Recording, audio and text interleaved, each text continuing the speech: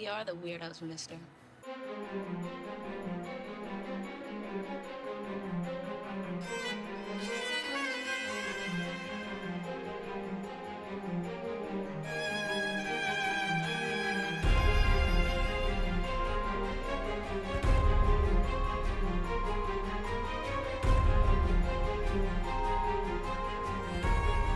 Welcome back to the Final Ghouls of Horror. I'm Jeremy. I'm Holly. And I'm Mel. We're three people who love horror and are coming at it from different perspectives of who we are, as well as very different levels of experience with the genre, which we're always excited to talk about. And this week, we're diving into the world of horror TV for the first time with Are You Afraid of the Dark?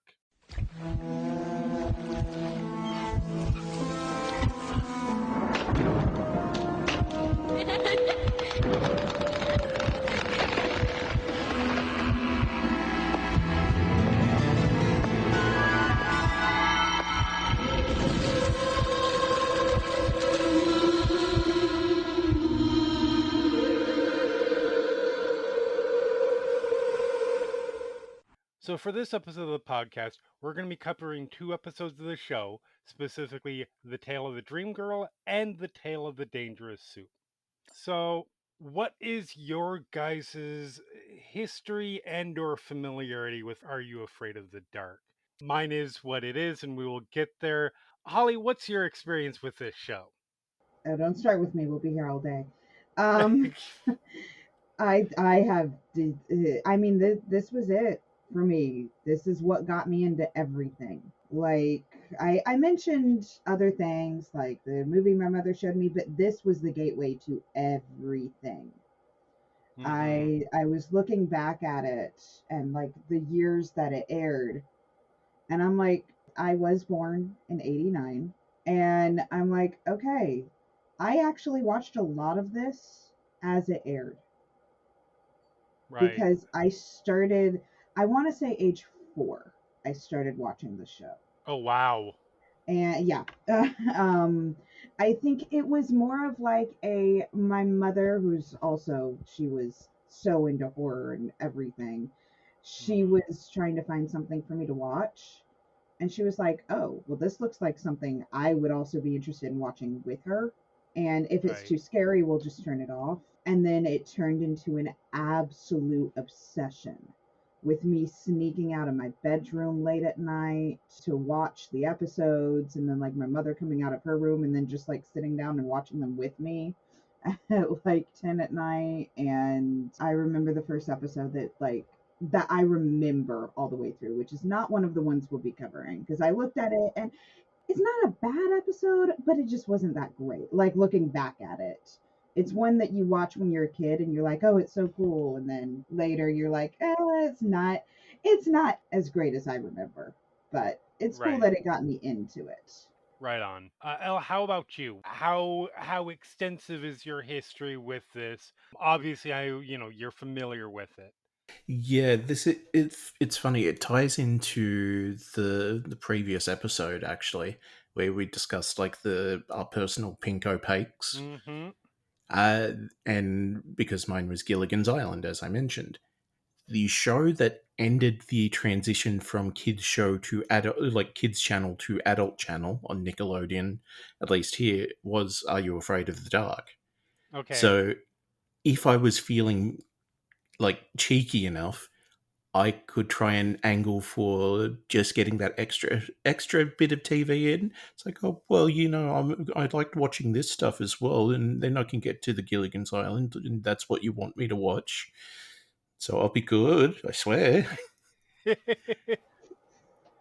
And then I think basically every Halloween they would air like a day-long marathon. Okay. It's just, yep, episodes back to back to back to back. Yes. And I couldn't always catch it because, it's still in school times, but I did what I could. And like Holly, there's the couple of episodes that stick with me that are not going to be covered by the discussion of this episode, but I have a recurring dream/nightmare that I can call up on demand before going to bed. And this goes back to literally like when I watched this as a kid. It's like, cool, I'm going to want to have this dream tonight, and I will have that dream. Oh, wow. It has not changed in, 30 years, this exact dream. Is it a specific episode? Based off a specific episode, yeah. Should I just say it? Yeah, go ahead. I'm Yeah, really curious. with the fire ghost. Okay. That's funny because that's one that did something similar to my child when I showed it to him. And it's like, yeah, during the day, perfectly fine. Either it would just come up as a recurring dream, or I would will it to happen. And I Mm-hmm. can still do that on demand to this day. Wow. I don't know what the hell they put in that water, but geez, I sucked it right up. I mean, that is both really cool, and I don't. I mean, no, I guess there. You know what? There are nightmares, and I guess this is horror, people. There are nightmares that I've had in my life that I do kind of wish I could pull up on demand. So that's fair, It's like sometimes when you're sad, you put on the sad music to make you cry, and right? that makes you feel better because you get over it. Sometimes if you're anxious, you need that little bit of a self-inflicted scare because that gets you the adrenaline going and gets you over it. Yep. No, that makes absolute sense. So my familiarity, I have known of this show because I'm familiar with pop culture and the genre in general. I had never seen a single second of this show before watching these two episodes for this. That is impressive. It's one of those shows. My kid stage was very much the 80s. And when this show started, I was 16, something like that. And at that point, when that started, it was 16 in the Pacific Northwest when the grunge era had kicked in. Now, I didn't dive heavily into grunge, but I was just starting to figure out what I was interested in. And while I liked horror, I did mostly horror at that point through reading and a few movies. It wasn't until, as I said, it wasn't until a little bit later that I really started getting into the genre. And I especially, when you're 16 in the early 90s, you're not watching a show that is targeted to, according to Nickelodeon, the 9 to 12 crowd. So I was a little bit too old for it. And then by the time that I got around to where I might be interested in it, I was probably in my early mid 20s, and I was diving into the Evil Deads of the world and stuff like that. So I just was a little bit too old for this series when it aired. It's one of those shows that I've always kind of been like, oh, that seems cool. It hits the right era now that I'm looking back on it. But it's one of those things that is sort of middle of my 20,000 page list of shows I need to watch. Hmm. The Bermuda Triangle of the list. Uh huh. Yep. So I just never gotten around to watching it until now. But I have seen episodes now. But first, Holly, tell us a little bit about this show, how it came to be, a little production history for us. So the show was created by DJ McHale and Ned Campbell, and it aired its first episode on Halloween night, 1991, but it wasn't picked up until almost a year later. The show was filmed primarily in Quebec and Montreal, Canada. The original idea for the show was going to be bedtime stories for lazy parents. They planned on getting an older, out of work actor reading fairy tales by a fireplace, very cozy. But when they were debating what stories kids would be interested in, McHale mentioned that his favorite stories as a kid were scary stories. So they changed the title of the show to Scary Tales. But then they thought the concept of an older guy telling scary stories to kids would be kind of creepy, so they changed it to Kids Around a Campfire. And when the creators were discussing their biggest childhood fears, they settled on the final title of the show, Are You Afraid of the Dark? I will say Bedtime Stories for Lazy Parents sounds like a delightful show that would air for one season on PBS and nobody would ever talk about again. Yep. I think it sounds like one that's like, oh yeah, they get 5 decent episodes, but then make the 6th episode mistake of airing the go the fuck to sleep. Right? It's like, why did we do this? We've now cancelled. Jesus Christ, what is wrong with us? So speaking of the fear of being canceled, they were terrified that there would just be a riot from parents. So because of that, a lot of the episodes and many of the first and second season episodes are loosely based off classic literature. Mm-hmm. Because their plan was if parents started to complain, then they would just say, "Hey, this is classic stuff here that we're showing your kids." But no one complained. They never got any of that. So some fun facts about it is they never show the kids actually lighting the campfire because Nickelodeon didn't want to promote playing with matches to children.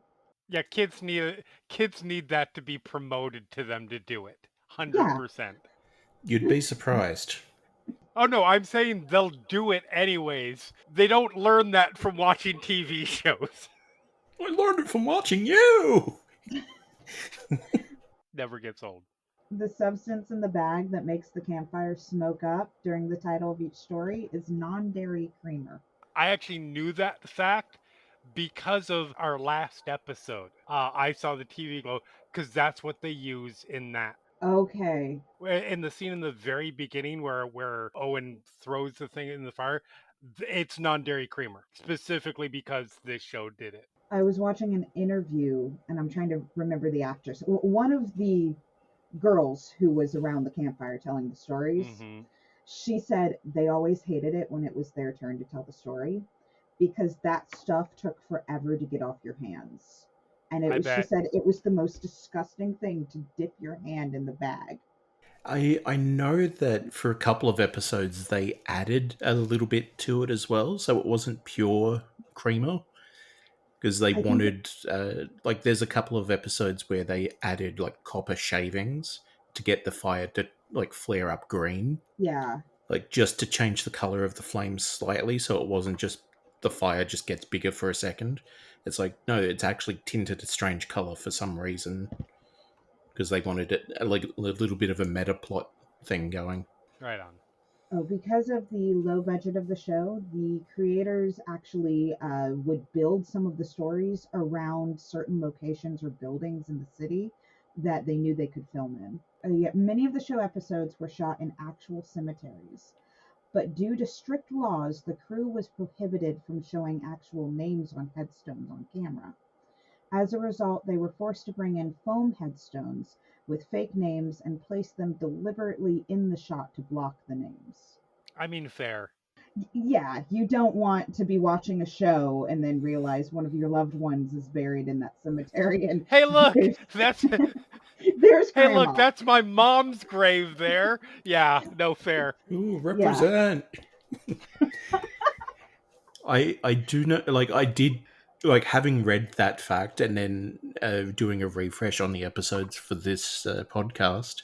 I did notice a couple of them in one of the episodes, and yeah, because I won't remember it later. One of them is Ron Oil. Ron I Oil. I noticed that Yeah, one. There's one episode, I think it's the one where like kids are playing hide and seek in the graveyard, and there's some interesting names there. But then I've also noticed like I think Ned Candle, DJ McHale, and I'm like, oh, the creators. Nice. The submitted for the approval of the Midnight Society line is a specific homage to Rob Sterling's The Twilight Zone. Mm-hmm. And Neve Campbell has apparently never watched the show, even the Dangerous Soup episode, which she stars in. That doesn't surprise me. Not that, she's never really been a somebody who watches, But also, like, the last thing I would expect her to have seen is her own episode. Yeah. Because that's a lot of people saying is they cannot watch themselves on the screen. Yeah, I thought they would have done like a test screening or something, even to that point. But no, apparently not even at that level. Like, not watching the camera back in the middle of like acting. Mm-hmm. It's like, oh, let me just see how this is framed or anything like that. No, not even anything like that. Never watched any of the dailies, anything like No, that. apparently not. That's why that's that little bit of an interesting like standout thing to me. It's like you didn't even watch like any of it. Like, I can get the stuff you're not in or whatever you might not be interested in. You might not want to watch the episode you're in because you don't like watching yourself. Cool. What about the actual like technical filming aspect of it? Surely there's something. No, apparently not. And again, to be fair, this is one of her first screen credits. Yes. So she's probably not like sitting back with the director, like looking over the dailies or anything like that. I can kind of see it. I mean, that's a lot of actors, they don't go back to where the director is or any of that kind of stuff. They come on set, they get the makeup and costuming and hair done, they do their stuff, and they're done. And they will see the film if they see the film. They will see the film at the premiere. Just kind of the way that it works. So yeah, fair enough. I did find one more fact to throw in there that I forgot to mention as well. Uh, all the types of shows that touch on horror, like these gateway TV shows, apparently, Are You Afraid of the Dark does not have a cursed episode. Like a cursed object or a cursed anything like that. Like in reality, there's a Oh, lot of shows that are Mm. like, we cannot air this episode because things happen. right. There is no cursed episode of Are You Afraid of the Dark? It's like whenever we air this episode of Quantum Leap, the like something breaks, or Right. yeah, things like that. There's just no urban legend that persists about a cursed episode for this, which I think is fascinating comparatively. Yeah. That's delightfully wholesome. As opposed to, yeah, some of the, oh boy, some of the other shows, and I will probably mention a few names. So, anyways, I will be doing our synopsis this week, being the person who has never seen this before. So, for our first episode, Tale of the Dream Girl, it starts with the intro as the Midnight Society is watching Tucker and Kiki, two of the younger members, arm wrestle. Betty, Ann, and Sam come in. Tucker loses, and Sam begins her story by saying that it is about love. We then transition to the story, which is about Johnny and Erica, two very close siblings who work at a bowling alley. Johnny complains that nobody recognizes the work that he does, but Erica is very supportive of him. Johnny one night finds a girl's ring in his locker and puts it on his finger where it gets stuck. That night, after Erica goes to bed, Johnny starts hearing a voice in his sleep calling for him, and a girl appears in his room, telling him to wake up. She's about to kiss him when he wakes up afraid. The ring still won't come off, and Johnny tells Erica about the dreams. He sees a girl named Cheryl in the alley, bowling alley, that looks like the one he saw in his dream, and he tries to approach her, but she just laughs and asks her friends if they can see anyone talking to her, and they head off to go bowl. Tries to talk to the owner, but the owner also just walks away. Johnny hears the voice again, and this time she identifies herself as Donna. He sees Donna behind the lanes, but she vanishes when he tries to walk over to her. And you can hear the sound of train tracks and screaming, but it turns out that's just a strike being bowled. He goes home, and his mom ignores him, dropping a letter that is addressed to him that turns out to be from Donna inviting him to meet her at the bowling alley at midnight. He shows up there and encounters a waitress in a 60s style clothing and a few other patrons there after hours, and they say they're the night shift. Donna eventually shows up, dodging his questions and saying that he must know the answer because she's wearing his ring. She asks him to leave with her, and the clocks chime before he says yes, so Donna says she has to go. Everyone vanishes and he runs home, where Erica has an article that reveals that Donna died from a car accident some time ago after she and her boyfriend got caught on the train tracks. Johnny, realizing Donna is a ghost, later tries to take the ring off at work. Donna appears, asking him to go with her again. He tells her to take the ring back, which doesn't go well. She says it's time to go, and he says no. Erica shows up, and Donna vanishes. They head home, and while they're talking about it, the phone rings, and it turns out to be Donna. Johnny yells at Donna to leave him alone, and she gives up, saying that she won't bother him anymore. The ring slips off, and Johnny decides that he should deliver the ring to Donna's grave. That night, he and Erica enter the cemetery, and Johnny trips over Donna's leaf covered headstone. Erica starts an argument with him, asking how he instinctively knew where it was, and he doesn't understand until she reveals the truth. And we find out that Johnny was the boyfriend in the car who tried to save Donna when she went back to get the ring out of the car, which resulted in them both dying. Johnny then reveals his name underneath Donna's on the headstone. He asks Erica why she didn't tell him, and she says he didn't remember and only she can see him. She says that now that he knows, they can stay together as a family, but Donna shows up and Erica realizes that he wants to join her, so she says goodbye. He reunites with his dream girl and they head off to the afterlife. And that was Tale of the Dream Girl. So what do we think about this episode? It touches on a couple of like the ghost tropes that like I've used in my own creative works, Mm-hmm. like the not having the perfect memory, or the idea of like the death outfit, Mm-hmm. because it's like whatever you died in is that's the clothes you're stuck in forever, Right. essentially. And yeah, it's just it puts me in the mind of how deep some of these things go in my memory without me knowing. Mm-hmm. It's like, yo, you put bits of yourself into your own work. Yes, but you also absorb things from everywhere passively, and it all just jumbles. Yeah, no, for sure. Holly, what about you? So like I remember first watching this like as it aired when I was little, and of course I was a kid, but it blew my mind because like I had no idea he was dead, and I that was just like mind boggling for me.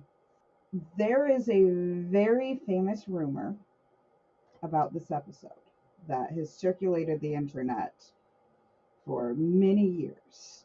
It is said that M. Night Shyamalan actually got the idea for the Sixth Sense from this episode, a fact which he now denies Right. because he's like, I don't know what show this is, and I mean I don't know if I actually believe him or not because it's M. Night Shyamalan, Right.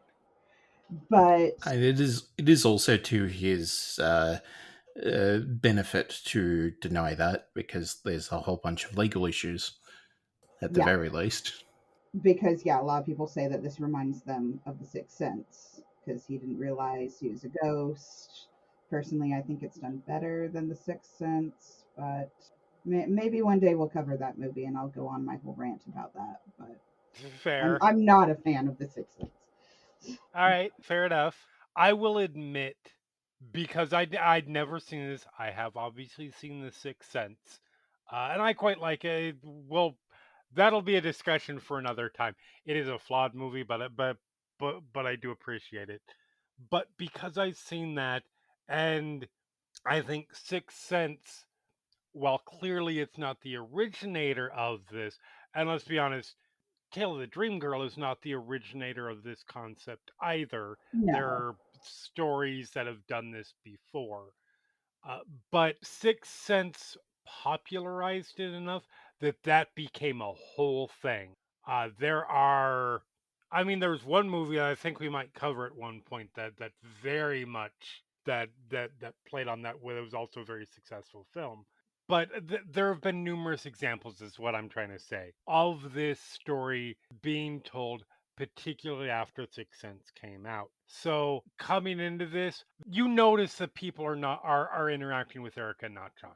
yeah, You notice, Like if you're savvy to that trope, you notice that his mom only tells Erica it's time to go to bed. And if you didn't notice that, you certainly notice that there's something strange up by the time that the owner of the bowling alley and Cheryl and her friends completely ignore him in quick succession. So I was very quickly on to the big twist of this story. I don't think that's a problem because I think it is executed really well. And I don't think it's trying to, whereas, and I think this is something where I will agree with you, that I think this episode does it better than The Sixth Sense. This episode, the twist is not everything. The twist is not the point of the story. It helps tell the story, I think, more effectively. Hmm. But if you know that, like I picked it up very early on, it's still an effective story. So I think that Tale of the Dream Girl is less reliant on its twist. Well, like you said, it's not like it's the originator of the story. Right. I would not surprise me if there's a Twilight Zone episode that is basically the exact same plot. I Like would almost be certain of it. calling back to the homage to the whole show. But it gets into that interesting chicken and the egg thing because is someone who's making a new version of that story aware of this specific iteration, or have they absorbed the same uh, cultural pop culture elements that the writers of this did, and they're subconsciously connecting it in the same way, or have they just picked it up completely independently? Right. Because all of them are possible. I would be willing to bet, and I did see a quote by Shyamalan about this because after I watched the episodes, I did do some Wikipedia looking and things like that. And I'm trying to remember what the specifics of the quote is. I didn't write it down and I should have. But it was something like he acknowledged the possibility, but had no specific memories. I haven't seen him. I've just seen him deny, deny, deny. So I haven't seen him It acknowledge. was very much a I have no memory and it wasn't a direct inspiration, but kind of leaving open. And you can say this could be just him acknowledging that it's conceivable, but he doesn't know. Or it could be him trying to have it both ways. Yeah. Of, I don't remember this episode and I wasn't directly inspired, but that doesn't mean it didn't make its way into my consciousness somehow. So I would say it's at least plausible enough, but like it is, I can see why people are suspicious about it too. Yeah. Like it's not a slight play off of it. It is pretty similar. But yeah, I do this being the first episode of this show that I've ever seen because I watched this before I watched Dangerous Soup. I was impressed, I'm not going to lie. I think that obviously it's very 90s and it's very Canadian kid show in the 90s. And I'm not saying that as a way to denigrate or insult or anything like that. I'm It, just saying it's a specific vibe. it's a specific vibe and Yes. more to the point. When you were making television in Canada in the early 90s for kids television, you have a budget that you're working with. And it's very I'm always interested to see how lower budget shows or movies are able to achieve what they're trying to achieve and find creative ways to work with their budget. And I think, I'll be honest, I think that this show at least looks as good as a show like Charmed Oh wow. in terms in That's a big terms of its compliment. budgetary stuff. It's clear that they're using the locations that they can and finding ways that they don't have to necessarily spend a lot. But Charmed again, which is a show I like, outside of like uh, the outside shots of San Francisco and the trio siblings' house, there's a lot of indoor locations that are suspiciously similar. Again, not an insult. It's just what they have to do. Yeah. And I think for an early 90s show, that it's impressive that a show directed for kids was able to make it look this good. But anyways, we move on to the tale of the dangerous soup. So this episode kicks off with the Midnight Society talking about what they fear at Frank's behest. Tucker says that he doesn't fear anything, which honestly I feel is probably par for the course of Tucker being the annoying kid. Only seeing these two episodes, he comes off as that character. Yeah. In the final episode, they throw him into the campfire. I'm kidding.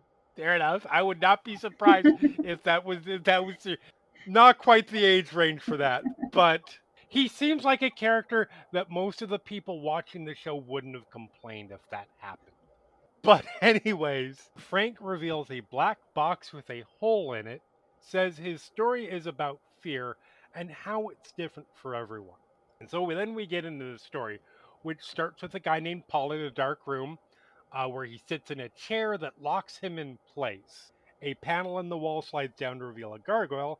A voice says it knows what scares him. A snake crawls into Paul's lap to his terror. We then meet one of our protagonists in Nani Walker, played by none other than Neve Campbell, who is a hostess at the Wild Boar. The Wild Boar's business is driven by its $100 bowl of soup, of which you're only allowed one bowl.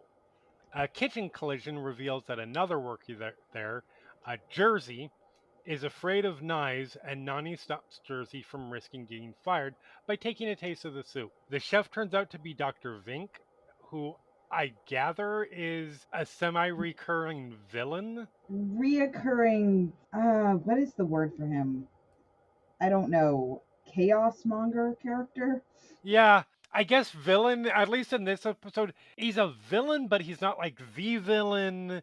Yeah, anyway, but he is the chef, which is interesting choice for a doctor chef. But regardless, Nani interviews a new applicant named Reed, who seems only vaguely interested in the job, I have to say. As this interview is going on, Vink shows up and says that Reed will do great, gives him a taste of the soup. Vink tells him that only one taste is allowed and he will regret it if he tries more, and says he's hired. The restaurant, turns out, has an issue with employees quitting for no apparent reason. That should be a warning sign.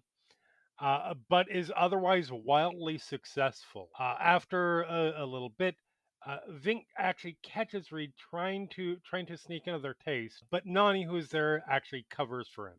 Jersey comes in and complains about her position. Vink says that she is now working in the kitchen. She ends up throwing the wildest waitress tantrum that I've ever seen. And Vink ends up luring her into the freezer, which turns out to be the room we saw before. And by the way, fair Dr. Vink, she sits in the chair at his behest and is trapped as a pit in the pendulum style blade starts swinging down, and a green liquid is distilled from this whole process. Nani and Reed hear Jersey screaming and go to investigate. Jersey ends up getting freed and runs away, not remembering anything but deciding to quit. And we learn what's going on. Vink says that the soup contains distilled fear essence caused by the gargoyle statue, which he found in the possession of a warrior tribe that is indigenous to some unnamed place. It projects illusions, and the fear creates the elixir. Reed is not buying this, and so Vink tells him to try the room out. And because he is the protagonist of a horror anthology episode, he does. Which means that he ends up seeing a coffin with his dead, abusive uncle rising up from it. Nani tries to rescue Reed, opens the door, which ends up freeing the gargoyle and allows it to escape. Vink says that it can prey on anyone now, and he tries to go recapture it, but it returns and traps Nani in the room, which is unfortunate because it turns out she's claustrophobic. And so the room starts doing a Star Wars on her and closing in on her. Reed then decides to face his fear, confronts his Uncle Zombie in the other room, and pulls a Nancy from Nightmare on Elm Street by saying that the illusion isn't real and he's not afraid of him anymore. That rescues Nani, and Reed goes to get her. But Vink closes the door and notes that the gargoyle is back in the room, and he plans to stay in business for a long time. After the story, Tucker says it was weak and asks, "What if there's nothing you're afraid of?" Frank tells him that if nothing scares him, he should reach into the unknown box. Tucker is clearly scared and brushes it off and says, "Forget it," before walking off. And Frank reveals that the box contains exactly what Tucker said he was afraid of: nothing. So yeah, much like we can say the first one is very Sixth Sense itch, although it preceded it. I was getting real strong Nightmare on Elm Street vibes off this one. It's funny. I never thought of that until you just like mentioned that, and I'm like, oh right. Yeah, it very much. I was feeling that the whole way through. Like anytime in media, it is another good example of that. What do you guys in general think of this episode? I didn't exactly remember watching this one. Like, it started to ring a bell, but it was very faintly. Mm-hmm. So I don't think it was one that stuck with me as much as some of the others. Again, it's like I do get some of those Nightmare on Elm Street vibes, as you said, but not really. It's like very faintly like associated. Mm-hmm. Yeah, I for some reason I got more Dexter's Lab out of it. In fairness, that's another show I've never seen. So that's why that wouldn't pick up for me. But being vaguely familiar with that show, I think I can kind of see it. Yeah. And then that's what I've got. It's yeah. Holly, what about you? I love this episode just for how crazy it is. Like the range of characters, the I already forgot her name, the employee that throws the tantrum and everything. Jersey? Jersey, yes. Um, I just I do remember watching it as a kid, and it did scare me when the coffin came out because during that time period, I was losing a lot of family members. And there was this whole incident at a funeral home where I ended up in the wrong room and I ended up with a body. Oh, Yes. So this episode came fresh off that experience. So it did scare me in that way. that's fair. But revisiting it because I forgot about it for many years, and I rewatched it, and I was like, "This is just fun." It's fun to do. It shows a lot of good elements from the show, like a little bit cheesy, but fun with a little bit of scary elements, and some of the best special effects ever Hmm. in this episode. Holy shit. The Yeah. most Yep. high budget special effects. I was going to say, this is the episode where you really feel that Canadian show made for kids. Yes. Yeah. I will say one thing that this episode has going for it is, I mean, it's pretty simple. The name is Neve Campbell. That was a big reason I wanted us to do it because Neve Campbell. This is legitimately one of her first screen credits. But you can tell there is a particular style of acting that you do with this stuff, which is why I'm not going to say anybody's giving particularly bad performances. But even this early, you can tell A, this girl is going to be a star if the cards fall right for her. Mm-hmm. And B, she is performing at a level above everybody else in the episode. Oh, absolutely. There is just an inherent likability to that character. You can see, and again, this is maybe because obviously familiar with her from our favorite franchise, but you can see the little nuances of Sydney, frankly, in some of the moments that she has here and how she interacts with other characters, mostly Jersey and Reed. But yeah, right off the bat, this episode has that going in its favor. I do agree it's fun. We'll get into like which episode works better and why. I think this is a perfectly fine episode. It's silly, it's fun. I think it's not taking itself too seriously. It's just it feels very much like what a quintessential episode of this series could be if this is the only episode you've seen. Mm-hmm. is probably the best way to put it. That's why I wanted to do this one, because I mean, Yeah. in my opinion, and again, we'll get more into it, it's not as good as the other one all around, but it shows you. I think the 2 episodes show you the range of the show. Yeah. That's fair. This episode feels, for lack of a better way to put it, Tale of the Dream Girl feels more Twilight Zone. Tale of the Dangerous Soup feels more Monsters. I don't know if either of you are familiar with the show Monsters. It was a anthology TV series of that kind that aired in the late 80s, early 90s, I want to say. Not to my knowledge, unfortunately. It was the less prestigious, sort of syndicated. The episodes were sillier in general. For the 3 people in the world that will get that reference, you're welcome. But so, yeah, this is obviously a gateway horror show.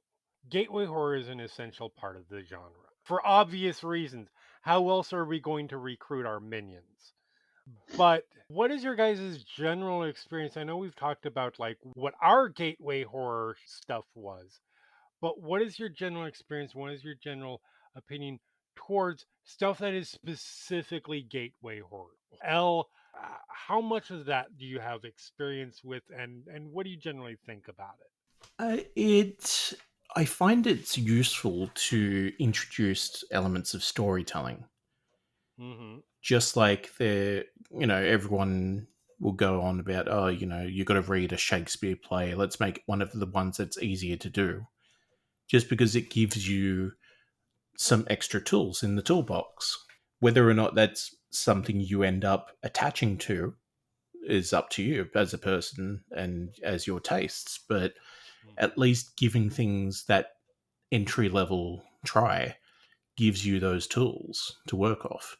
So you don't have to jump headfirst into the deep end of, Human Centipede, for example, as it's Oh, like, hey, oh, Johnny, you've turned 6. Now it's time you watched a real movie.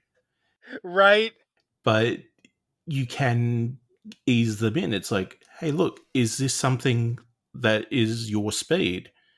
It's not something that's right off the deep end. We're going to go play in the kiddie pool to see if you know how to swim. Mm-hmm. And if that ends up being not something that people are interested in, young or old, it's like, hey, yeah, cool. You gave it a try. You have your experience to draw upon, and now we can try something else. Mm-hmm. Holly, you obviously you have kids, so this is something that I imagine you have a pretty significant experience with, besides your own growing up. How do you feel about gateway horror? oh, I love gateway horror. If it is done well, though, I will say Oh, of there's course. yeah, there's I mean there, and I grew up during the 90s, and there's like I grew up with this. There's some other shows. There are some other like Nickelodeon cartoon shows that had some really good like scary episodes. Very well done. Mm-hmm. I don't like it when I'm trying to think of a good example off the top of my head. I don't like it when it's watered down too much though, where it's something where it pretends to be gateway horror, but it is just. Like, Oh no, I can think of. Okay, so my son a while back was obsessed with a show called Paw Patrol. My okay. my my eye still twitches. There was an episode that he was obsessed with, and it was like, oh, there's a ghost, and he would like start to get so scared, but then it wasn't a ghost; it was like one of the sleepwalking dogs, and I'm like, no, no, don't even pretend, please, no, just if you're gonna do it, I want to see blood. Let there be like a vampire Paw Patrol dog that starts slaughtering the other one. That show drove me crazy because we watched too much of it. I mean, listen, I have watched One, because I do try to watch about every movie that comes out. I have seen one, maybe two Paw Patrol movies because those have hit theaters. Uh, I get you because I've only experienced like an hour and a half of this and I'm done. Thankfully, the Paw Patrol phase ended right as the first movie was airing, and I was like, oh, thank goodness, I don't have to take him to see that at the theater. Yep, yep, that's fair. Yeah, did they air the episode that's like the Paw Patrol have to deal with the disgruntled post worker? Or did that not did that Not not make it familiar with to that one. creation? Because it's like, oh, I could see them going very deep on some real problematic stuff accidentally. No, Paw Patrol is not even kiddie pool deep. It's a Yeah, puddle in your backyard. Uh, yeah, very much so. That It's was like, the impression I got. yeah, but it's like old Thomas the Tank Engine stories being a gateway to absolute horror because oh of my Yeah, gosh, how those it's like the one where you get turned into a generator and bricked up into a wall. Your yeah. paint's not going to get dirty now, is it? Okay, so before Paw Patrol, he went through Thomas Face. And I'm like, these are the most horrifying things I've ever seen. Where Hey, they're talking about, if you don't perform well enough as a train, you get your face ripped off. yeah, they're talking about like there's a rumor about one of the trains having to go to the scrap yard, and they're like, oh, he was so young too. And then you realize halfway through the episode, they are literally talking about that train being ripped apart while he is still conscious. And I'm like, staring at my son, who is like, this is great, isn't it? I'm like, but you're afraid.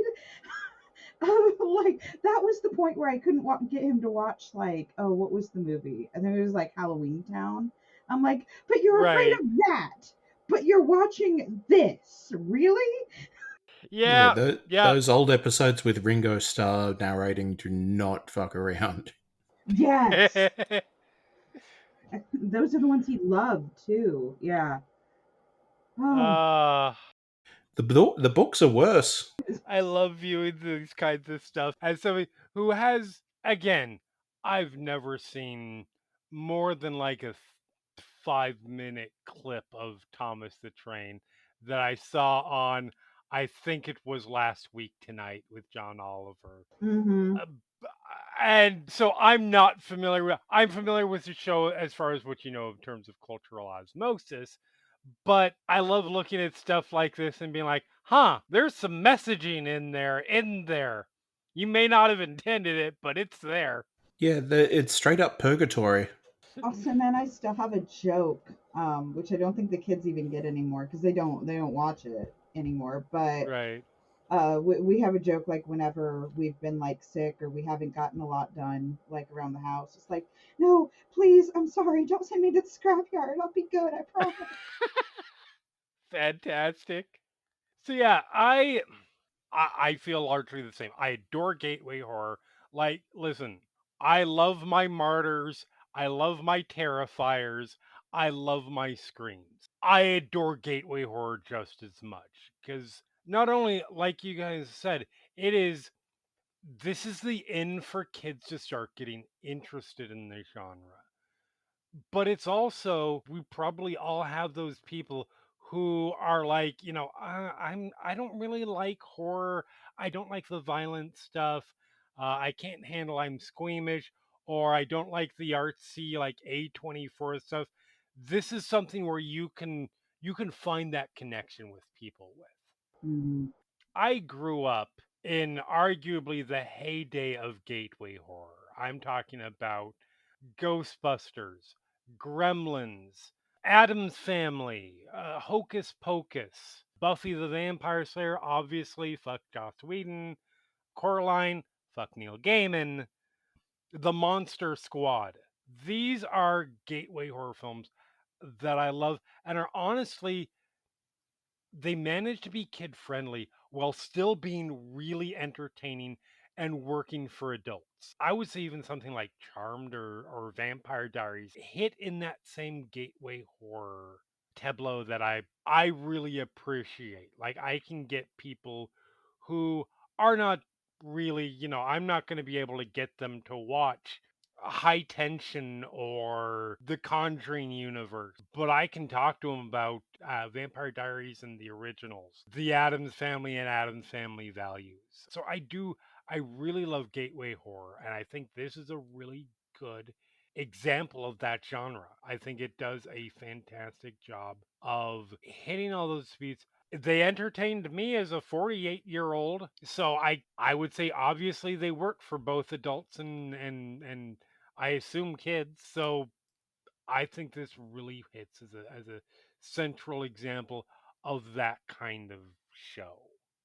The other thing that Are You Afraid of the Dark is kind of its own significant thing. This is an anthology show, which again is something that I really love. Holly, do you have a lot of experience with anthology horror? I do have a lot of experience with it. I'm trying to think of examples beyond Are You Afraid of the Dark? Twilight Zone. I mean, Uh huh. my dad was really into Twilight Zone. So like, Mm-hmm. I mean, growing up, it was Are You Afraid of the Dark, which was more for me, and Twilight Zone. That was like always on Yep. the TV. What was the other one I was thinking of? Outer Limits. Outer Limits. That's one I had completely forgotten. Oh, I my parents loved Outer Good Limits, stuff. and they would Mm-hmm. let me stay up late on the weekends and sometimes watch certain episodes with them, and I loved that. But I love anthology horror because it's just individual stories. I love the idea of or putting together a movie where it's like telling different stories and maybe there's something connecting them, and I Mm-hmm. really enjoy that style. Yeah, absolutely. Elle, what about you? Do you have a lot of experience with these kinds of shows beyond Are You Afraid of the Dark? I think, like, having a think about it, a lot of my sort of interest in media as a child was anthology type series, Mm-hmm. horror or otherwise. Because it's like, obviously, with this, then I was reading all the Goosebumps books. Okay, Uh, fair. I watched, and my brother refused to watch for whatever reason, the animated version of Tales from the Crypt, Mm-hmm. which was the Tales from the Crypt Keeper, and it was still that like child friendly ish version. Yep. And yeah, a little bit of the Twilight Zone. It was on maybe a touch too late for me to catch a lot. But even like Reboot, for example, is a show that parodies video games almost in an anthology monster of the week type way. You know, you got Power Rangers that have literally the monster of the Mm-hmm. week. That there's also a different story going on in every episode with a big overarching one. And I think that's like a lot of those influences come into my storytelling. There's one that I don't know if will land with you guys, but I know for whatever reason the Brits will love uh, Round the Twist, Not familiar. No, not familiar. which is based on a series of kids' books here in Australia, and they had some of the most subtle, fucked up stuff you could imagine. Like, that has at least my first introduction, not that I seek it out, but to Mpreg, where Okay. one of the main characters, who is, I think, not yet even a teenager, gets pregnant because he pisses on a tree. And because the tree's a dryad, and it's like, oh, that's how we have children. Jesus Christ. So you got this like 9-year old going around going through pregnancy, or I think the same kid ends up swallowing a fish that swims really fast, and it makes his penis spin like a propeller. What?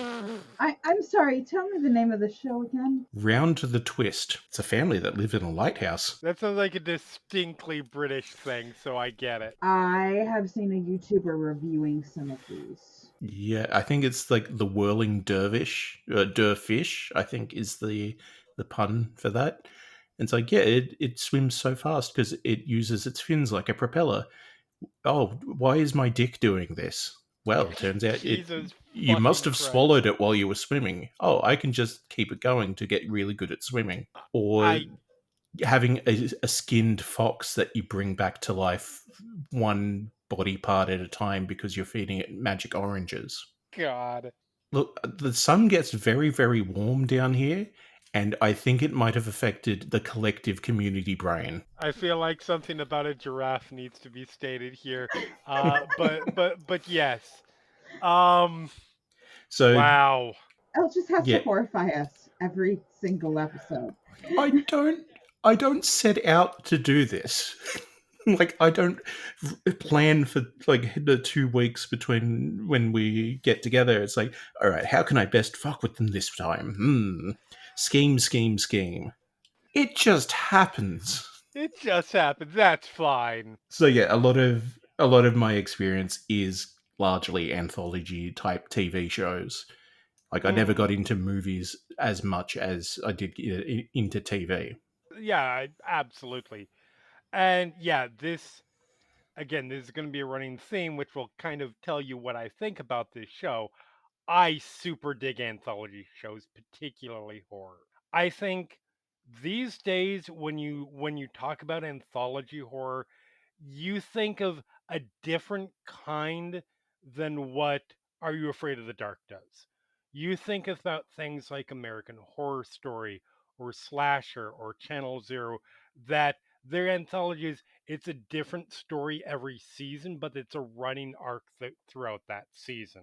But when I and we were growing up, I think it was much more this kind of a thing where it was stuff like Twilight Zone. Now, I have to ask, when we say Twilight Zone, what was your Twilight Zone? Were you watching the stuff from the 50s?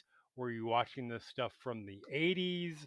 Like which run of Twilight Zone? Definitely the black and white 50s The era, old the the Rod Serling? classics. Yep. Yeah, Oh, my dad would only show me the original. He was like, yeah. they tried to reboot it. It's not good. Here, watch the original. I mean, listen, the originals are classics, and I did watch those, and they are great. But I stringently disagree with your dad about the reboot. There are a couple episodes in particular that haunt me to this day of like the mid '80s one.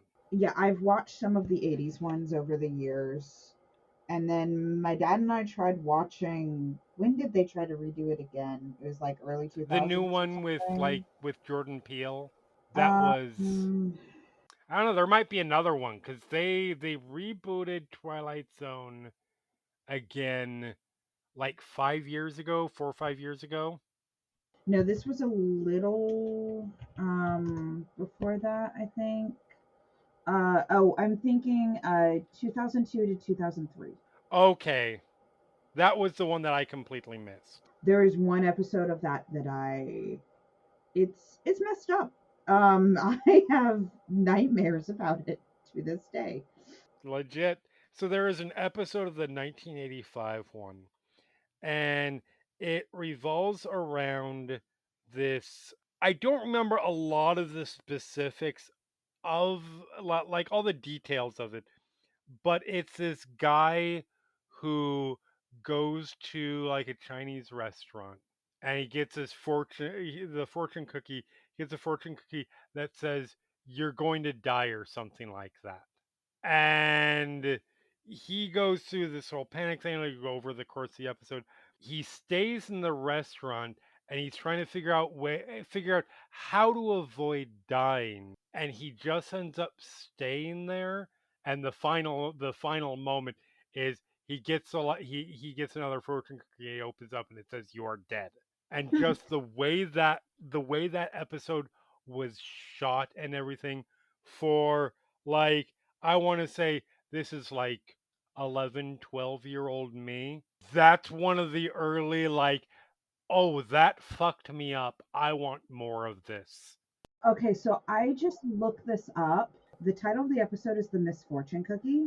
Mm-hmm. And I find this so funny because when Are You Afraid of the Dark was rebooted the first time, One of the episodes is titled "The Misfortune Cookie." That's fantastic. I I love that. promise you it's not the same episode. It's an absolutely horrible low budget episode of Are You Afraid of the Right. Dark? But I find it hilarious that it's the same title of the one that you were talking about. I'm sorry, I just wanted to interject that. No, absolutely. And that is fantastic. And again, it's entirely possible. I have not seen this episode since I was 11 or 12 or whatever. It's entirely possible that this episode is fucking awful too. At that age, I loved it and it is stuck with me. The final scene has stuck with me for 30 some years. But no, I loved Twilight Zone. I loved Tales from the Crypt. There's another show. I don't know if you guys know this one. Tales from the Dark Side is very much along the lines of these kinds of shows, although it was a little bit more explicitly on the creepy side and on the like Tales from the Crypt tended to be more horror comedy, right? It had creepy stuff and had scary stuff, but it tended to be a little bit more Hmm. on the comedic side. Yeah. Twilight Zone was a lot of karmic stories and a lot of morality plays in some ways, often with a sci fi bent, sometimes creepy, definitely had that horror element. Tales from the Dark Side was explicitly horror and was very much made for that same crowd and aired very much in this same time frame. It aired on syndication. You'd find it late at night. It would usually be paired with Monsters, the show that I mentioned before. But I loved all that stuff, even Freddy's Nightmares, which is the Nightmare on Elm Street television series that ran for like a season, maybe two. Hmm. Again, very much Are You Afraid of the Darkish in that it had a wraparound featuring Robert England and then would tell the story of one of the Elm Street kids that he's killing off. So it kind of matched that wraparound with the anthology story. All of this stuff is to me these are kind of perfect shows because you can be I sort of equate anthology versus like serial horror shows or movies to Stephen King. Like I love it except the end and the kid orgy that takes place in it. I love Christine. I love Stan. I love Stephen King's books, but these things are fucking huge. And there are times I would just want to, particularly growing up when I was starting to read this stuff, I would just want to open up Night Shift and read uh, b- The Mangler in 16 pages and then go to bed. These kinds of anthology shows were very much those Night Shift, Skeleton Crew type Stephen King books of the short story collection. That's what these basically are. I have read a lot of Stephen King. I Mhm. don't think anything sticks with me more than The Jaunt. That sounds really familiar. I don't remember the It's story off the the top of my head. family going to go to Mars, but it's like, oh, it's too long, so they got to put us into hibernation so that we'll get there because otherwise it's like time dilation, and it's just like, oh, it's longer than you think. It's That forever. one sounds really Yeah, familiar. because the kid wants to see what happens, so he pretends to fall asleep and then is awake through the entire thing. Yep. The Stephen King one that sticks with me. Have you ever read Survivor Type? This is the one. It's probably one of his most fucked up stories. Like short stories. There are some of the longer books that he definitely gets into darker stuff. But Survivor Type is the one about the guy who gets stranded on an island uh with and I feel like he's like a doctor who had been a drug mule, so he's got a bunch of cocaine and it's just him on this island and the cocaine and it basically turns into a self-cannibalism story. That does ring a bell. But then again, someone with cocaine in a Stephen King story. Well, yeah, because you write what you know, right? The cocaine is specifically there because that's what the doctor it's what gets the doctor on the island. but it's what he uses for his anesthetic. And I don't remember how long of a story it is page wise. It's not real long. It's in, it's either, I want to say it's in Skeleton Crew, but it goes into him starving, trying to capture seagulls, and like describes having to eat like the tripes, and then eventually he just gets so starved. I think he like breaks his ankle or something like that, and so it's getting gangrenous, and he ends up having to amputate it. And well, he's hungry. There's nothing else to eat, so he's like, fuck it. And by the end, he has eaten most of himself. Well, I have a new fear. Thank you. Right? You mentioned the broken ankle, and it's just that came back to me. It's like, oh, yep, yep. Yep.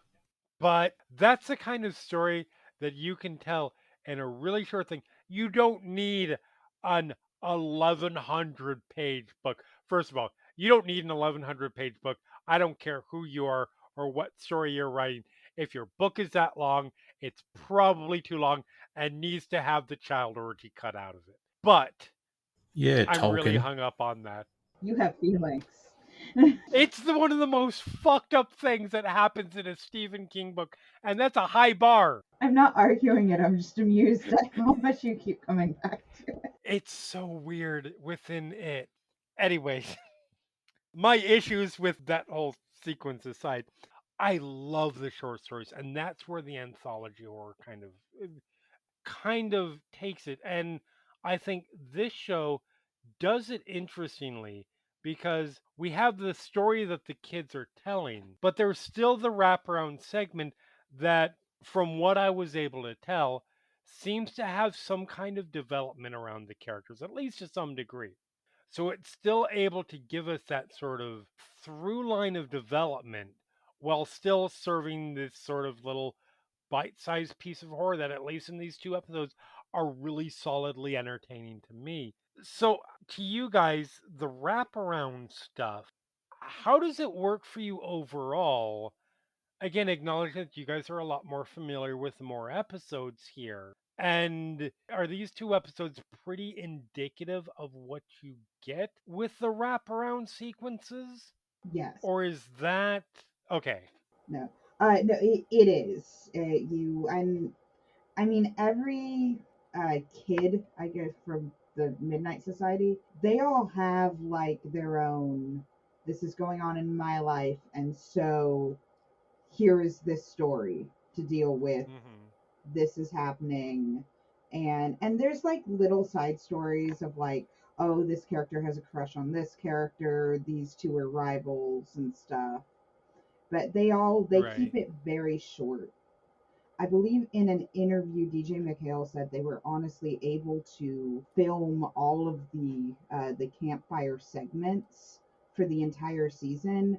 Basically, like they did like a week, and they would film everything Mm-hmm. and be like, "Okay, see you guys next season." Now we're gonna go film Nice. the episodes. Right on. That makes sense. So, El, how do these work for you? They provide like a little bit of interconnectivity and world building in where the regular structure of the show is that episodic, nothing matters compared to other episodes. Like whatever happens in one episode does not necessarily transfer over to the next. Like there's one of the other recurring characters is killed off or disposed of at least twice. So Mm-hmm. it's like there is not a chance that these are a connected universe where everything is happening all at once. But seeing those small little bits of progression from the kids, it's like it provides that sort of a connective tissue for people who might need it, but also is of no consequence. It's an Right. interesting little like tie-in to that. Like it puts it on a weird ranking scale for me because it's like on one end you have like your absolute series where every single thing connects to everything else. Like take Supernatural for example. Mm-hmm. Like that is everything is concurrent and happening sequentially like that. On the other end, you have Twilight Zone, where it's like, yep, Right. this is just, here is a vignette. Did you enjoy it? Cool. See you next time. In the middle of that is Welcome to Night Vale, because you have these like anthology type episodes, but it keeps building the world, like building up and up to like a season long arc or just a mini, like, oh, it's a 5 episode arc that we're building on. But it Right. always keeps saying yes and.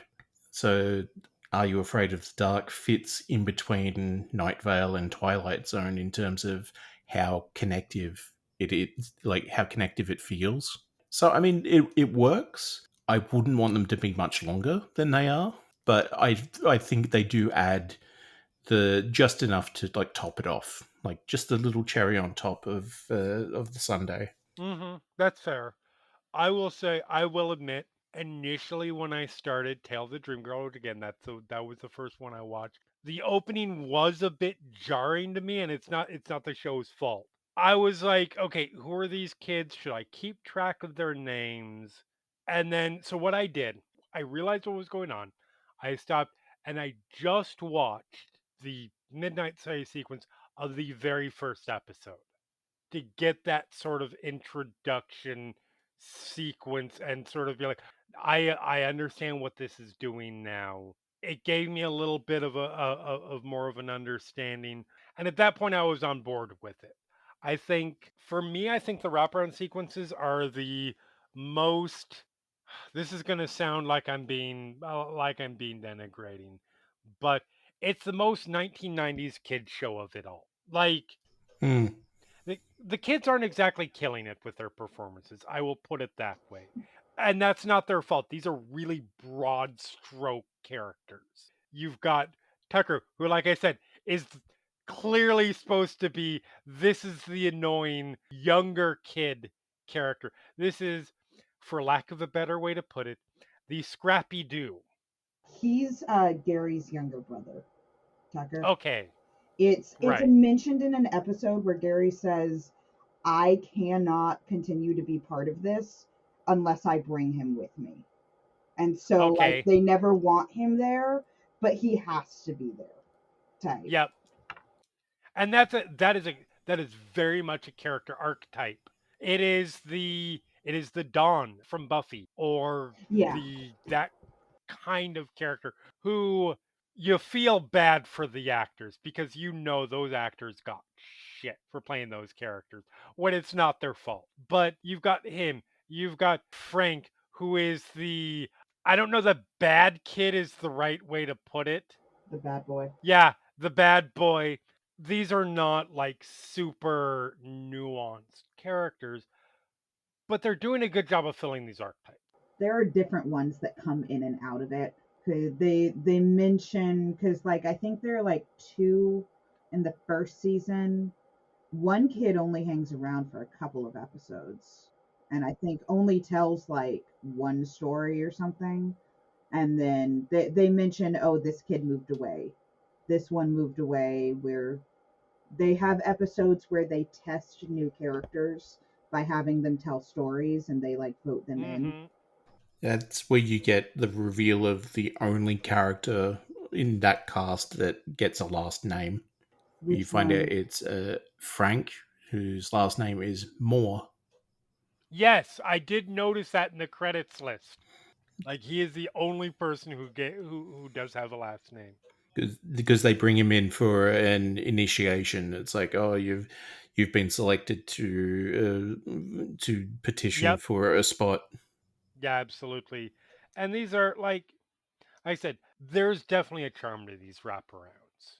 And at its worst, I would say they don't detract from the episode at all.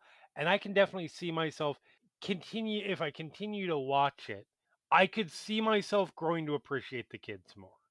Like there is nothing bad about it. It's just very much a broad stroke. Like this is your purpose. This is why you're here, and there's nothing wrong with that. The one thing that does really bug me about the segments, and they do actually Mhm. bring it up, they are not putting out that fire properly. No, they're not. They're just throwing a bucket of water on it. Yeah.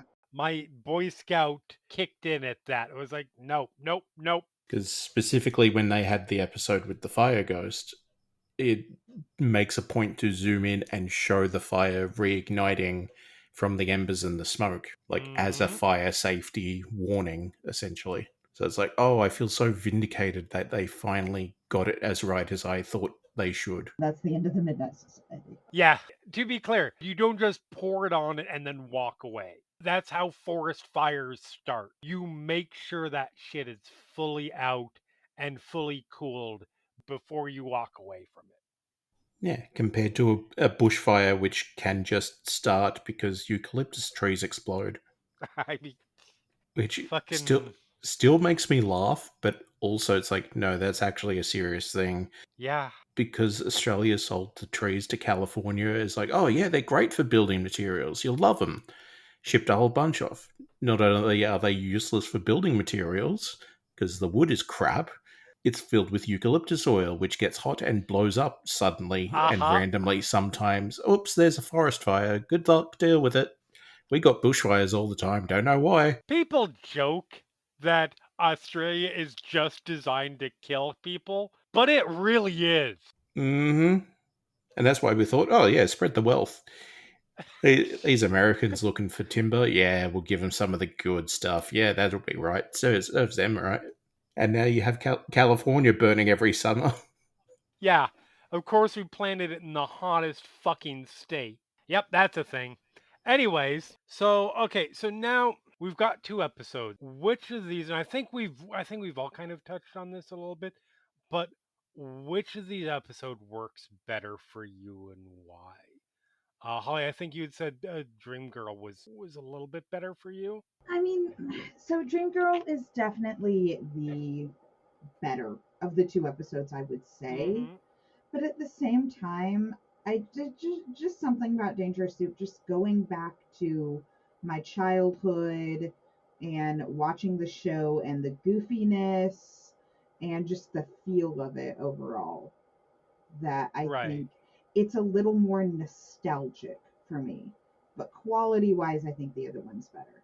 Yeah, yeah, okay, yeah, that's legit. Elle, what about you? Which of these two works better for you? Yeah, similarly, the Dream Girl is the one I'd put up over the Dangerous Soup.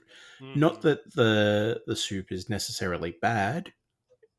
There's some questionable effects. But I think That is a kind way to put it. someone needs to go back and maybe revise their visual arts homework. But they are a pleasure to teach. The Dream Girl, I think, has that more classic anthology sort of vibe, where it's like, Mm-hmm. this is, you might have heard this story somewhere else before, you've heard similar things to it. It also doesn't matter too much. It's still a good story. Yeah. Whereas the Dangerous Soup, I think, requires more of a buy in because of that slightly. I, this is going to sound bad, but the sillier nature of it. Yep. 100%. Yeah, and again, it's like, oh yeah, you probably have heard something similar to this before if you're into this kind of stuff. But it just has that slightly more ridiculous lean to it. Yeah, I feel yes. It's more I would fully cartoonish. agree. Yes. The cartoonish is a really good way to put it. Dangerous Soup is not bad. It is not a bad half hour of television. It's by no means was I ever bored or did I feel like I'm wasting time watching it. It's fun. Like I said, it has Neve Campbell. I instantly appreciate that. There are some things that my 2025ness cringe the savage warrior thing in the explanation of the gargoyles that did give off some, oh yeah, this is an early 90s show thing to me. Not a horrible thing. We look at it through the time frame that it was made, but I did have a moment of ooh. Yeah, that line is also like a ooh, gee, I forgot about the overall 90s ness of it. Yeah, yeah. Yeah. But it's a good solid half hour of TV. It's fun, which I think is the key thing that it needs to do. Whereas Tale of the Dream Girl, I think it's a better story.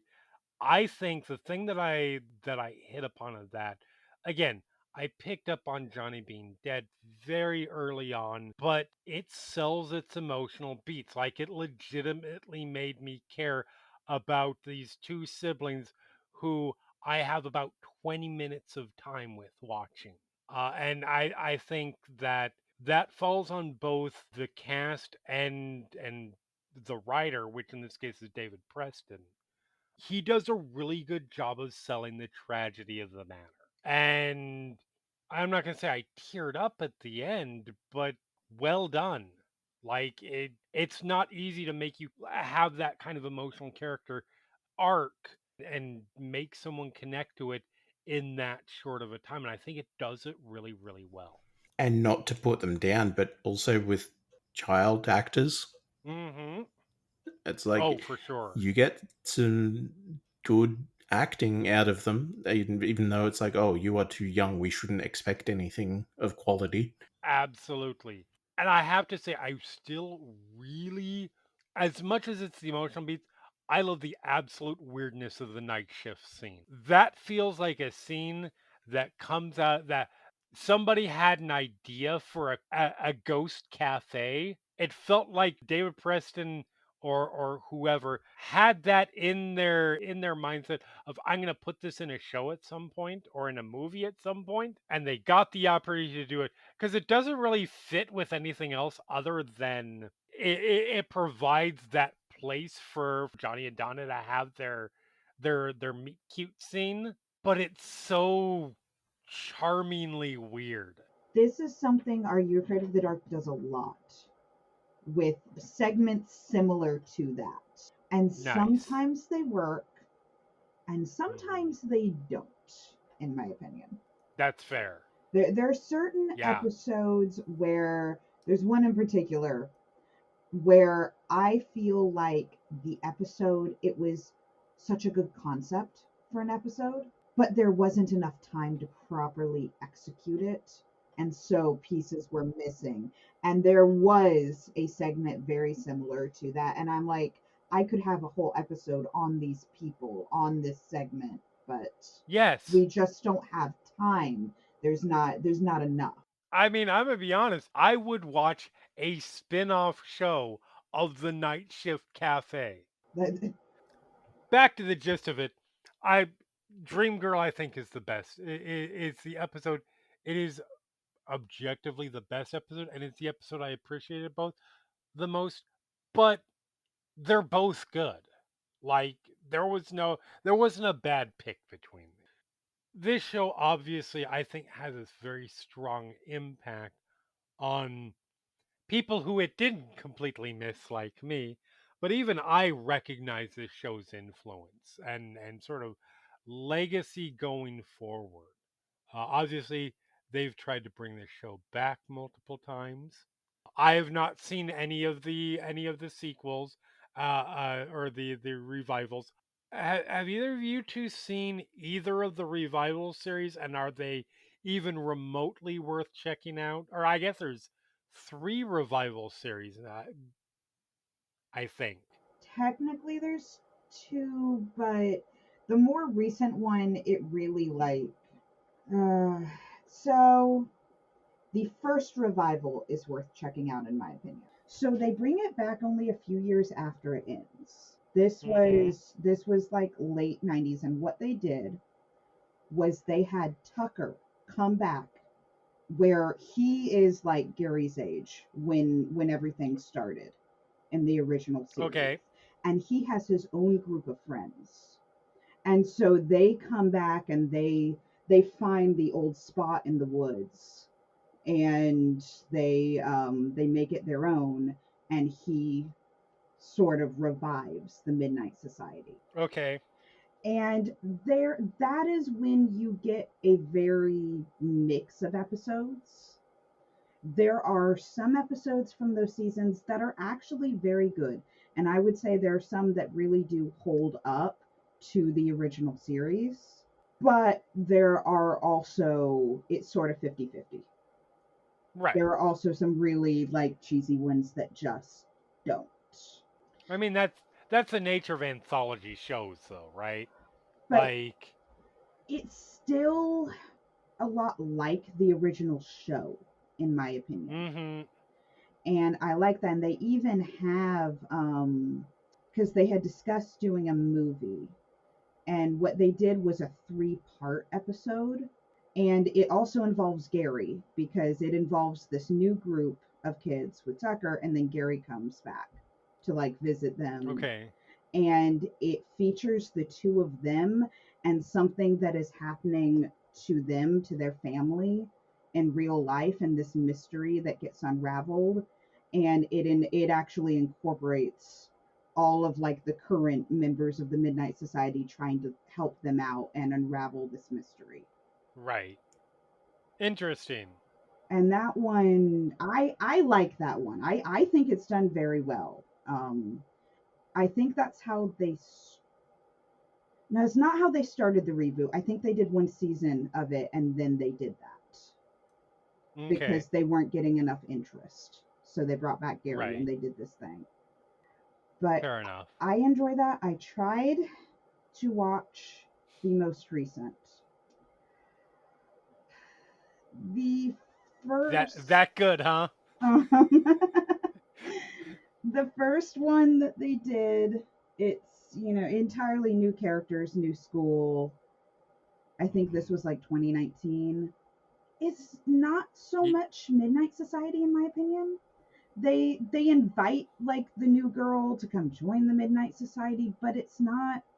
They do what they did in that 3-parter that I was talking about. Right.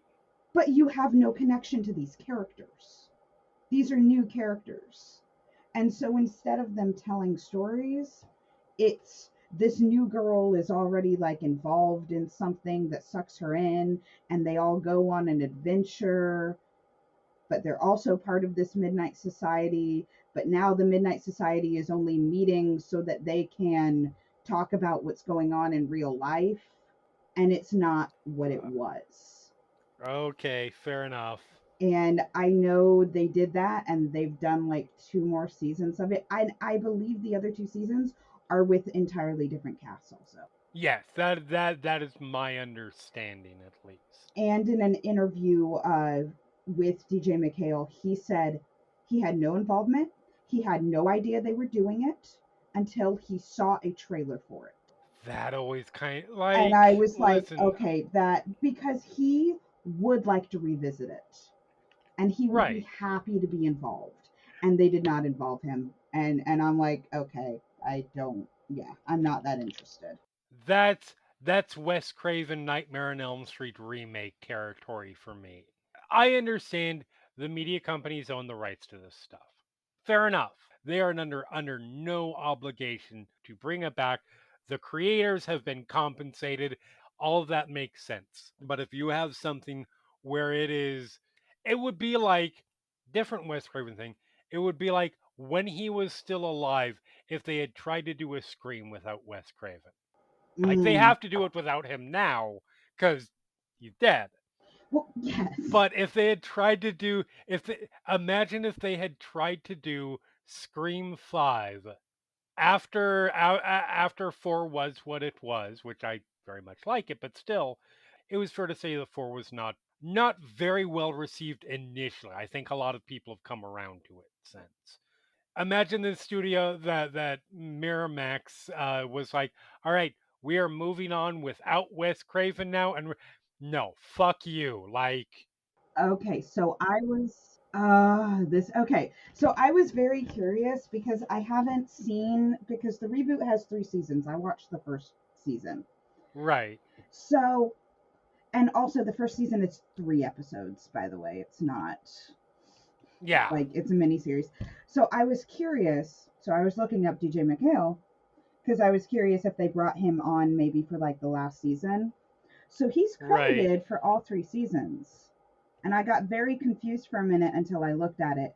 And he's credited because it's based on the series he created. Right. So it's giving him credit so it looks like he's involved, but I know he was not involved in it. It's the legal credit that they have to give him, Yeah, it just kind of annoys me basically. because it Yeah. looks like, oh yeah, yeah, he's involved in this. No. Ella, did you watch the revival or the reboots?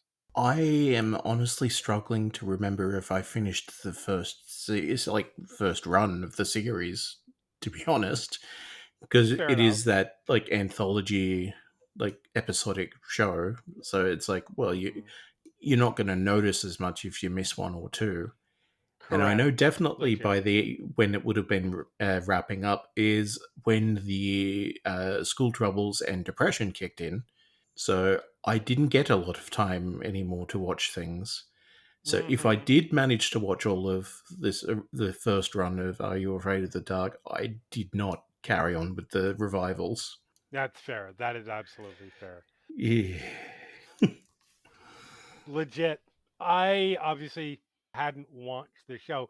Definitely didn't watch the sequels. Like you can see the show's influence. I mean, we've talked about the Sixth Sense part of it. It would be a stretch to say that the show is primarily responsible for other anthology series, but it's part of that really important era of late 80s, early 90s anthology television, gateway horror, kids horror kind of stuff that not only fits in with anthology stuff, but I would say also fits in with Goosebumps and Christopher Pike. So you could argue that the Fear Street movies, the fact that we have those, are probably pretty well influenced by the fact that Are You Afraid of the Dark became a thing. There was a Mike Flanagan series that came out on Netflix. It was his last series for Netflix a couple years ago, The Midnight Club? called Midnight Club, which I believe is based off Christopher Pike books. I'm not 100% on that,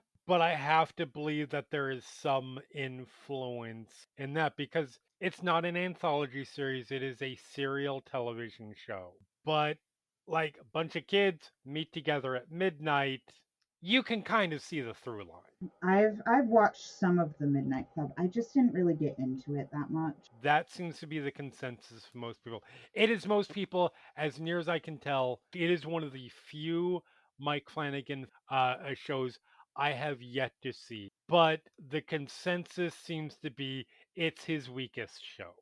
But it's definitely something I feel like, and again, I may be way off. I feel like you have to have that direct influence, and it being based off Christopher Pike, like it's still within that same zeitgeist. Yeah, definitely. Because I brought up the Remember Me series of books on Mm-hmm. a different Far Inferior podcast. I have those on my shelf. I love them. Yeah. They're not good. They're not good, but they are of that time and like that sort of public perception, like just that cultural, just like you said, that zeitgeist. It's like Yeah. they were all drinking the same Kool Aid, whether or not they got the full strength. Yep. Absolutely. So, final thoughts on these two episodes of Are You Afraid of the Dark? Personally, first time viewing for these, I'm not gonna lie. I said it before. I was impressed. I think that they're entertaining enough for if they're able to if they're clearly targeted at a younger audience, but I'm able to really enjoy them. That accomplishes something that is remarkably tricky to do. Of the two, I'm going to I will give Dream Girl, I think, 3.5 forgetful ghosts out of 5. And Dangerous Soup is not it's not as good, but it's not far off. So I will give that one, let's say, 3 unfortunate Savage Warrior references out of. Holly, what about you? What are your where do these land for you? So, okay, quality wise, yes. Like I've said, Dreamgirl's better. I think I would give that.